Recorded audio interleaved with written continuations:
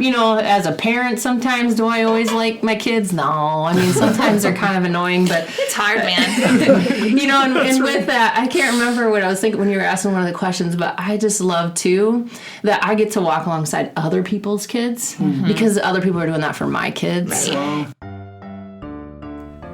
Welcome to Hallway Conversations. We're a trio of educators who have plenty of questions about teaching and learning and school culture, and we believe in the value of reflection and collaboration as we seek to keep growing as teachers. This podcast is our place for thinking out loud together about issues in education and why they might matter to Christian educators. Welcome to the conversation.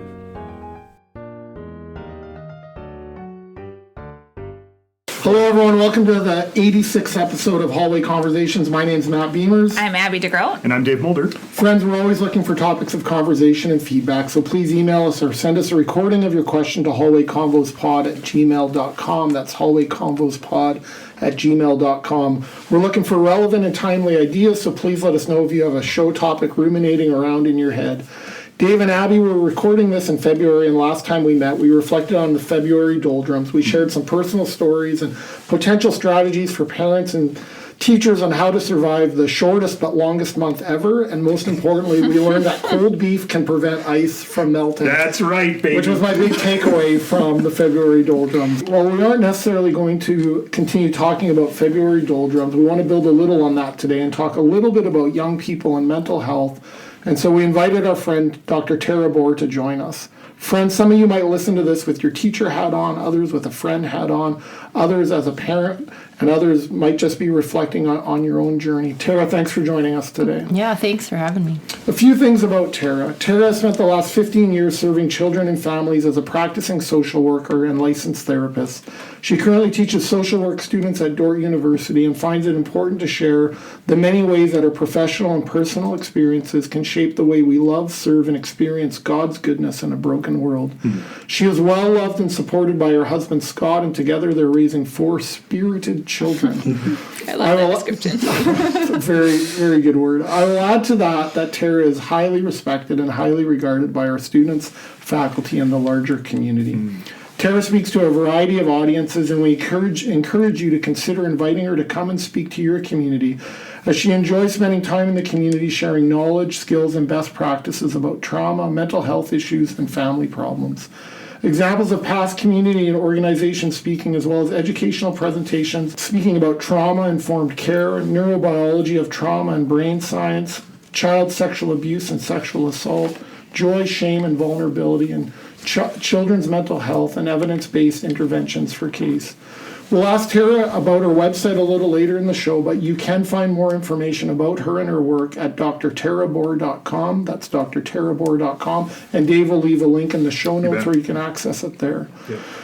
Tara, first of all, thanks for being here. It's really good. I know you have a busy schedule, but just thanks for sharing some of your expertise with our audience. Tara, I just want to start by, I spent some time reading through your website yesterday, and it's very well put together, and it's authentic and vulnerable, and there's so much I appreciate about it.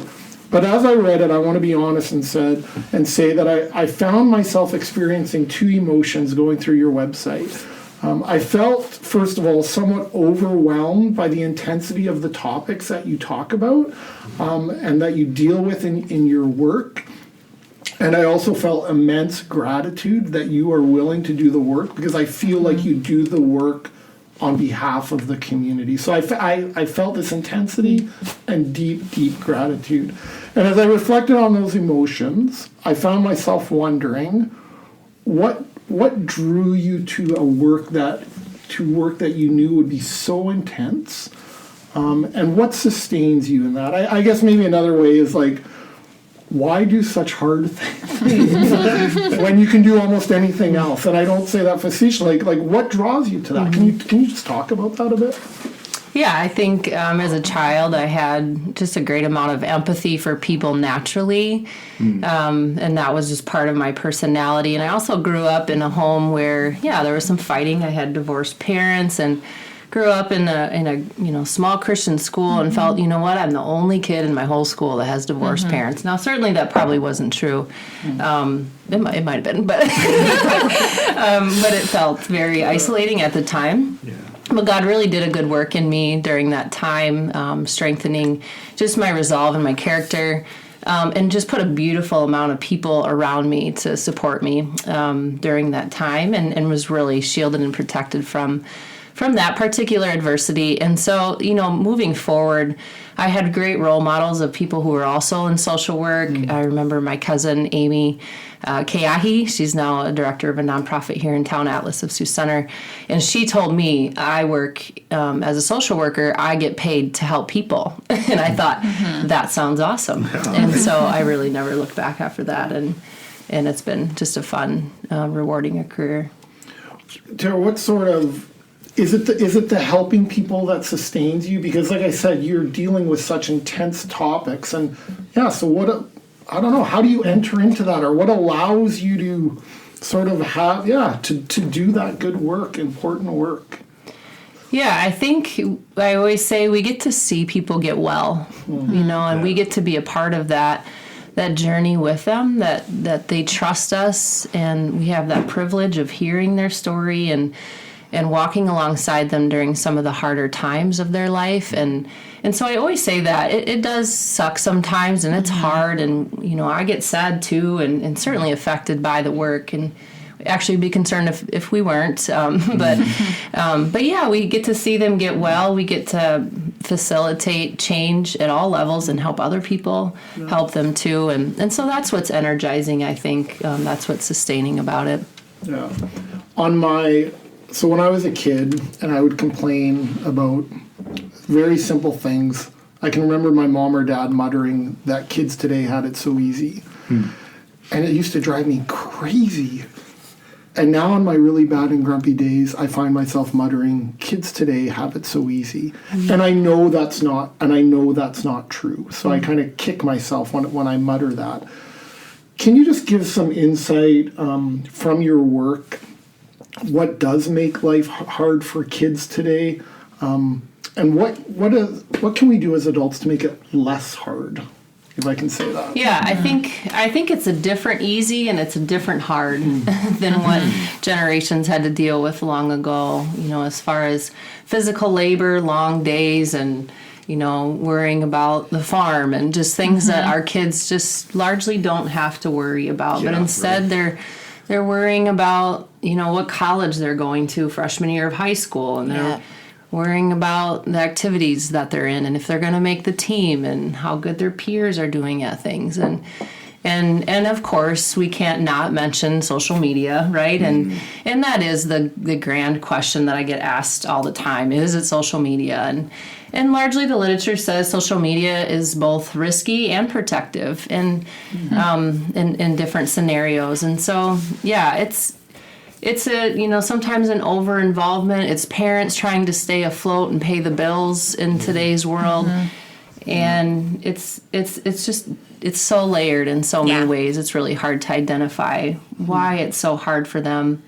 But it certainly is. They really are struggling largely as a group, and they really do need us, I think, to lead them well. Yeah. Did you see anything reported? I just read a news blurb a while ago about there's a new study out about young women in America that was groundbreakingly sad, right? Saying that they are doing not well. And so that, with 2 daughters, that weighs heavily on me as well. Do you feel like there are different populations for which things are harder or easier? Yeah, I mean, I don't know. Anecdotally, I really do see all the ages come to life at different times. It just really depends on their life experience. If they're experiencing trauma or stress at certain times. Are certain groups more resilient than others? I don't really know that either. It just seems there's situations that cause people to really be able to be resilient, and other times there's just real suffering.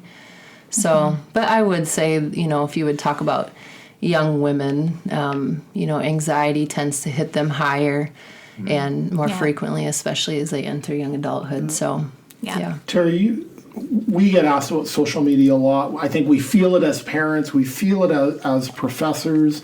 You talked about social media being used the language of it's both risky and protective. Can you just speak to that a little bit? What you mean by that? Yeah, I mean, I think it's risky to be exposed to the world's hurt and pain at every every level. I was watching a Christian author who said, we really weren't created to be exposed to all of this all at once, all the time. It wasn't God's really intent that we get to know about every problem at every element of the earth. Right. And so, and then the social aspect of connecting and comparing and sizing yourself up against others has shown to have really negative effects on self-image and confidence and comfortability in their own skin.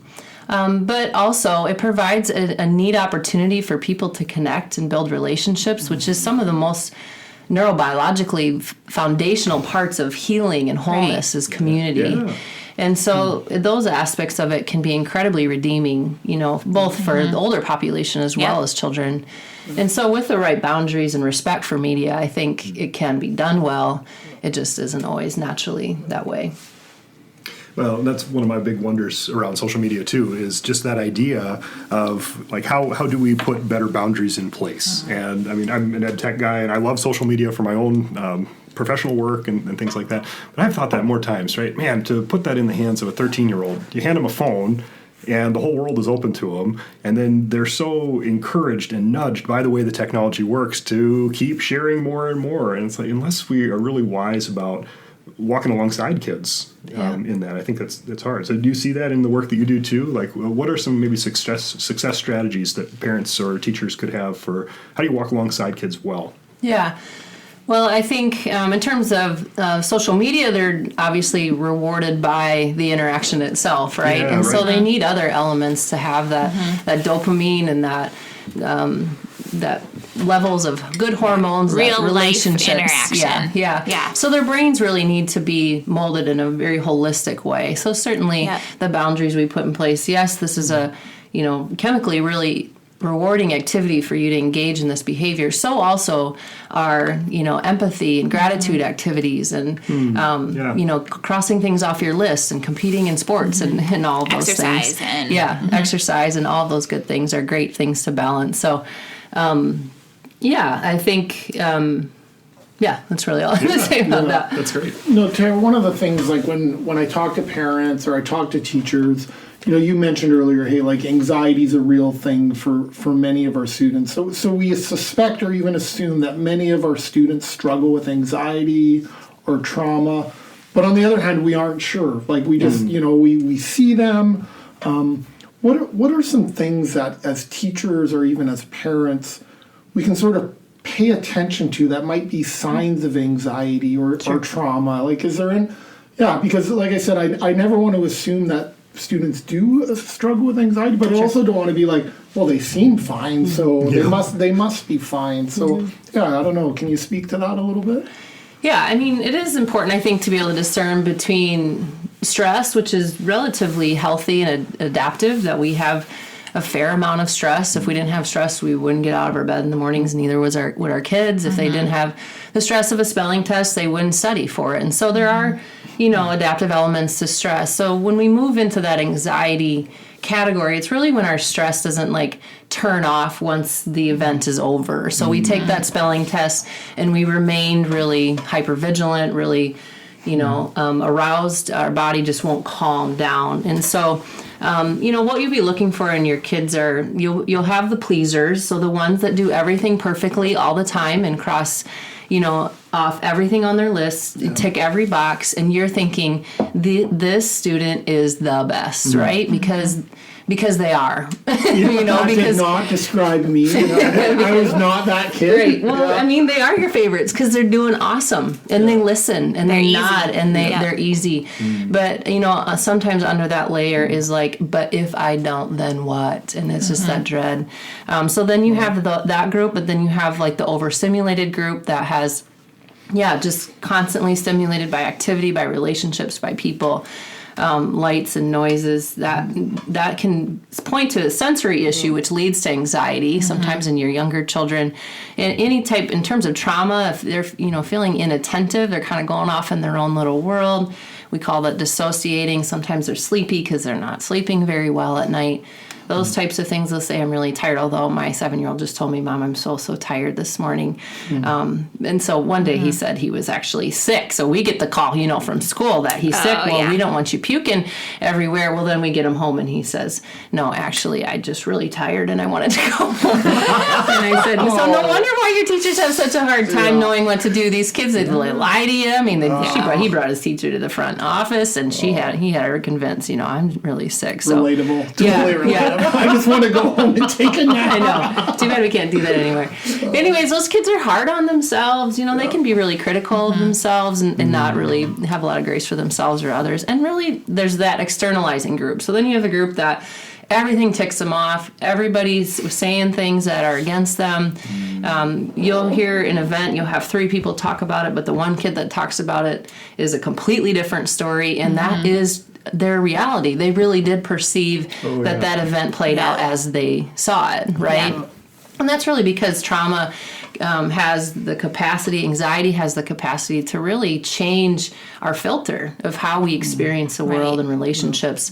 And that, so you say you don't know, but you do.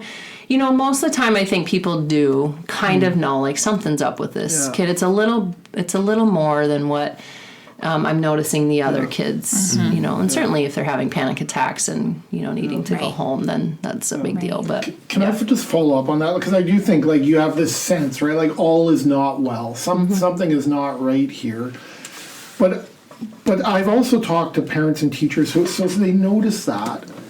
And so they make an overture to the student, like, is everything okay? Or something, and the students won't talk. Yeah. And there's it can be hard as teachers or parents because it's like, well, I just want to talk, but they won't talk. Or how do we get our children to talk to us? I don't because I think that's a really hard thing, actually. Yeah. And I feel that. I can feel that as a dad sometimes. Well, like, if my daughter's not talking to me, then I must be doing something wrong, and I want to help, but now what do I do? So any encouragement, examples or advice on, like, how do we open up those communication pathways with our kids?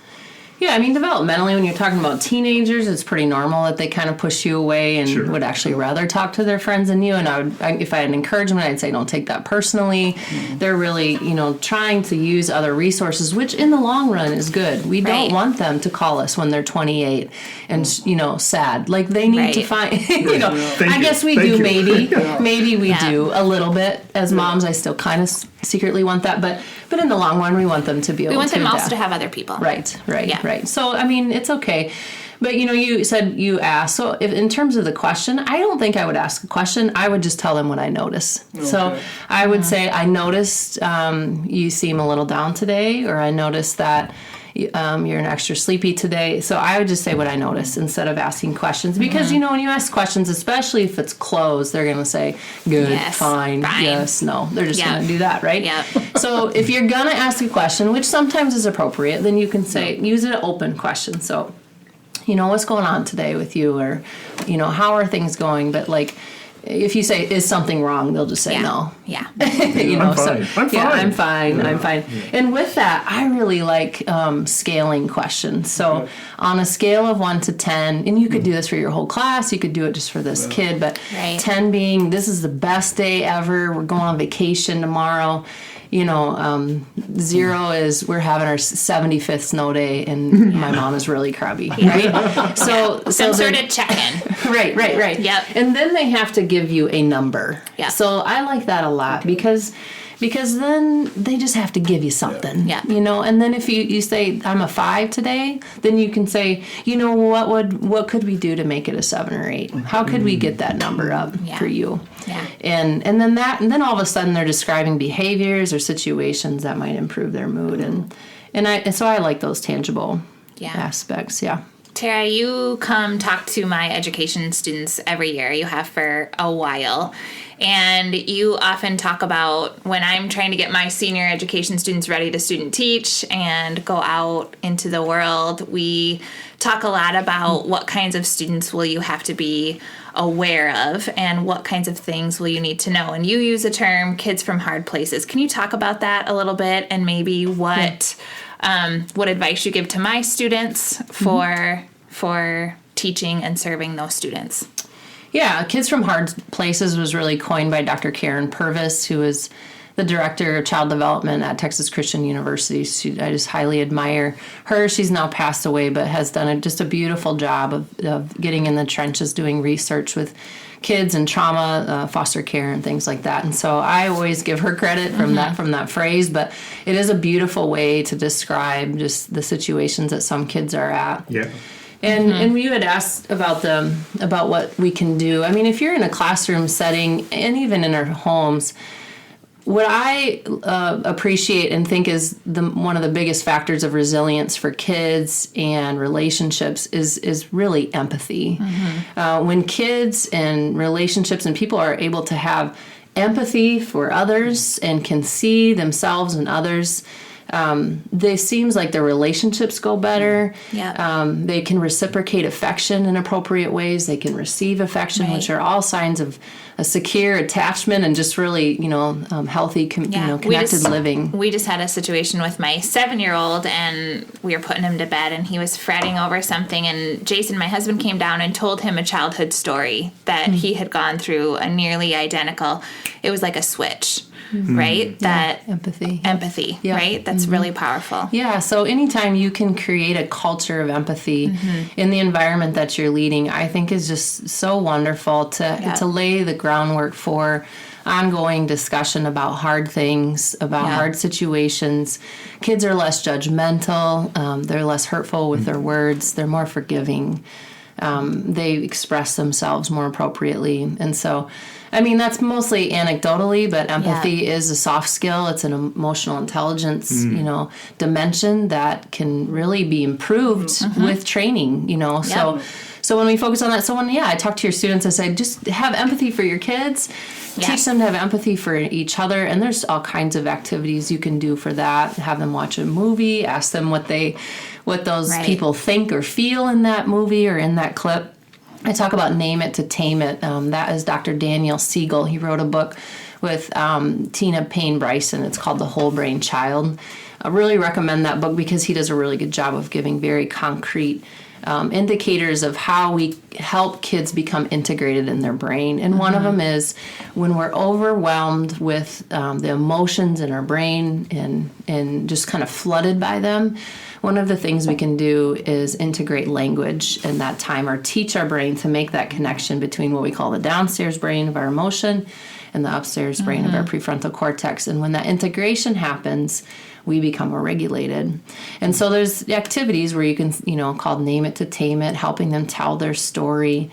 You'll see this with kids who have experienced at least moderate levels of adversity, if they can get through it without becoming really dysregulated, is if they can tell their story in a narrative sense or in a safe place, that a lot of times the story loses, the difficult story really loses its power because we've now put words to that difficult experience. So I really love that. Body-based activities, anything they can do to get their body moving, get in touch with their body. Kids are so funny with, and teens. They think they know their bodies, but they don't. They're just really disconnected from, tactile experiences. And so anything you can do to remind them that, that their body and mind are connected is a really powerful experience, I think. So I just think that's a really good reminder, even for me as an adult. We say kids and teens, but right, how often it is that I'm like walking around with a scowl on my face, and my wife or my daughter will say, "Why are you mad?" I'm like, "I'm not mad." I'm like, "Oh wait, I am mad," and it's connected. It's all there, right? Yeah. And I don't always realize it. It's just it's funny. So I appreciate you just naming that piece of it too. What do you say, like, for parents who maybe say, I think there's something up with my kid and I don't know what to do with them? What would be like a first step for a parent in a situation like that? Yeah, I mean, we talked about maybe some of the questions to ask or not to ask, but I think I would start to ask other people too. Because if a problem is what we would call clinically significant, it would start to interfere with other parts of their lives too. And so I think I would start asking other people that interact with them regularly and see if they're noticing any changes or anything that's different. Whether you're noticing this at home and now you're wondering if it's happening at school or vice versa. If they have coaches or, mentors or peers, if you notice any changes or things that are going on. So, I mean, largely I would say if it's a parenting situation, most parents are pretty intuitive, like something's up here, and they're just putting on a really good face for everyone else. Yeah, I mean, I think writing is cool. You had talked about strategies. This could be done too, but interactive journaling, I really like, if you want kids to open up or teens to open up, start to write to them, say, I understand you maybe don't have the words to talk to me. I'm just going to tell you how much I love you. If if it's your child. Well, I mean, if it's your student and you really do love them, that's and you could write to them and put it on their bed and see if they'll write back. And just, even if it's one or two lines, I would call that a success. But yeah, that's the phrase we use in clinical practice is clinically significant. So is this something that's just really bothering this kid? Is it kind of like normal-ish for kids to do this? Or is this over the top and do we need help? And so, when in doubt, you may go get an assessment and have them go talk to someone, a licensed professional, and say, you know what, this is, and they have a pretty good gauge because they talk to people all day long, and so you could bring your child in and they could say, no, she's fine. And you'd be like, all right, good. I'll just keep interactive journaling with them, right? So I mean, I would just say if you intuitively, right? Like if you think that it is above the top, just take them in, get an assessment, and a provider can help make recommendations, and that's totally okay. And you know what? If they don't need treatment when they're adults, someday if they do, like, I saw a therapist once. My mom drugged me there, and to go. But maybe when they're 35 and they need, some therapy, they won't be so scared, and that had its purpose too, right? Yes, so, absolutely. Yeah. And Tara, if I think about words like, mental health, anxiety, what as adults do we need to know about young people? Or like, what don't we understand? Or what assumptions should we stop making? Like, it feels like I just sometimes want to lump all young people together, or I just think about mental health a certain way. Or if you just didn't do that, you'd be fine. Like, I don't know. Sometimes as adults, I think we miss the mark a bit. So it's like, what do we need to know that maybe we don't know about kids who struggle or about mental health and anxiety? Yeah, I mean, I think our logical brain wants to say, if this happens, or this is why. We want to say, this is why this happened. We had a car accident and now we have symptoms, right? So that one's pretty easy. But a lot of times when, teens have different problems, parents are really eager to be like, why did this happen? And then they have to go through their own, like, did I do this? Yes. But in reality, life is just so incredibly layered. Kids are predisposed genetically, to risks of mental health and mood disorders, and even trauma has been shown to epigenetics to express itself differently through genes. And so, so we have the unknown aspect, but what I would say to that is that everybody's perception of experiences is so different. I could fall off, or I know the difference of my kids. My 4-year-old would fall off her bike and she would bite her lip until it didn't hurt anymore, and she would get back on that bike and she would go. That's what she would do. My now 7-year-old, when he did that, like it was the end. I'm done with this. I'm not riding bike ever again. I'm bad at riding bike. Mom doesn't help me enough. Like, it was the whole thing, right?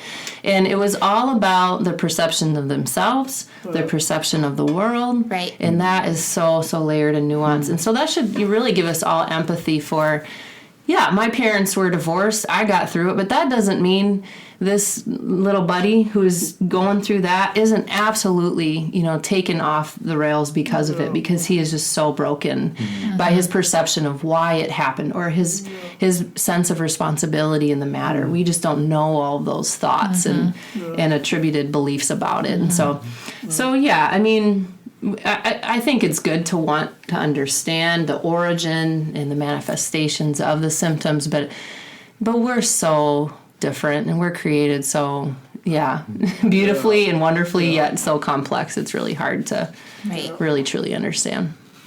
Tara, you work with a lot of young people. What do you love about young people? Yeah, I think that they're young. That they keep me young. I feel like I remember that time well. I remember the important people in my life that came alongside me and undoubtedly pointed me into the important directions my life took. And so it's, in a way, it sounds cheesy, but to give back to that overall cause in my own life. But they're smart and they're resilient, and they teach me stuff, all the times. And even in my clinical work, I still prefer young people. I think they're just more, they're just funnier. Sometimes they're just more vulnerable. They don't have as much to lose. And so they'll just tell you as it is. And I like that about them. So, they're a neat group. As a parent, sometimes do I always like my kids? No. I mean, sometimes they're kind of annoying, but it's hard, man. And with that, I can't remember what I was thinking when you were asking one of the questions, but I just love too that I get to walk alongside other people's kids because other people are doing that for my kids. Right. And when I think about people's stories, when I heard them in the clinical setting, these people would go two routes during this young adulthood life. They would say, I went this direction or I went this direction. And it largely went this positive direction because of other people outside of their family who took an interest in them, who mentored them and guided them. And so I'm really trusting that, God, I'll take care of everybody else's kids if you help other people take care of mine when they're sick of me. Wow. That's covenantal, right? Right. Beautiful. Right. Yeah. So that's a beautiful, picture of community too that I hope continues. That is beautiful. Terry, can you, like I said, I looked through your website. I found it compelling. You're pretty authentic and vulnerable in sharing a bit of your story there. Can you just share a little bit more about your website and why people might contact you, whether it's individuals or communities? I just want to give you, because I know you do important work, but can you just share a little bit about that? And I think I kind of started it just to have a place to be creative, to share some of my passion, some of my, writing things that would come up and I'd want to write, and I just wanted a place for it. And so that's what I started it for, and really wanted people to have access to, just a point of contact if they needed somewhere to go. I've created some online, courses or at least educational training spots for trauma, and I started one for coaching because I love sports and I love what sports do.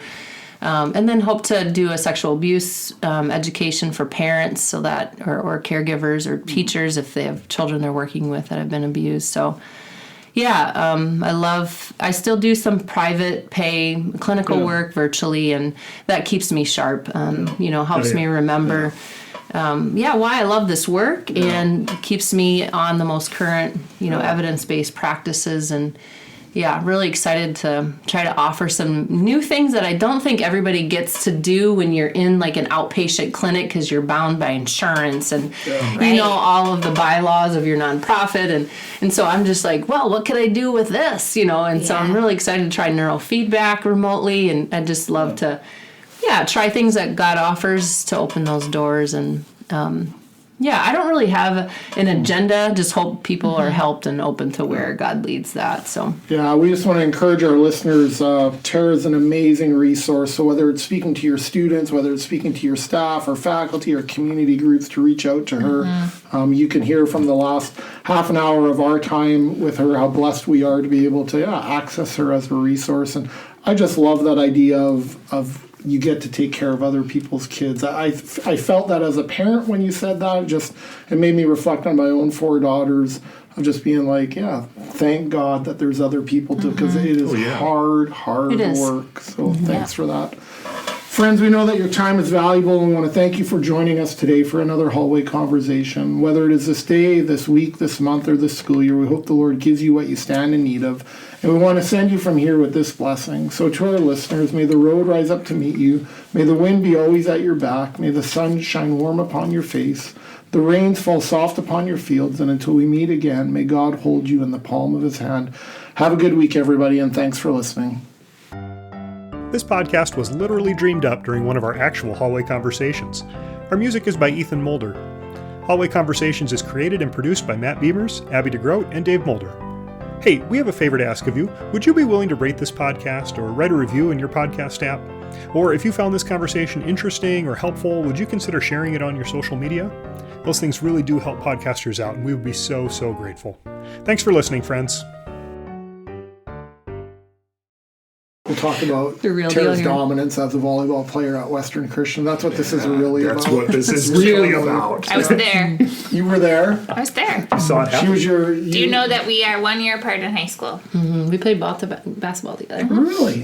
Golf? Do you play? No, I didn't go. Wow. Allie's an amazing golfer. She is an amazing She's golfer. the president of the Moms Golf Association. You guys got some nice rituals. You're awesome. There's a few of those That was little things. awesome. Thanks, I'll get you my ring. Awesome. Yeah, it's Sorry about my email chime. I apologize. No, that's all right. That was unbelievable. I just couldn't believe that. All right, good job, everybody. Yeah, you're welcome. Thanks for coming. chatting. Yeah.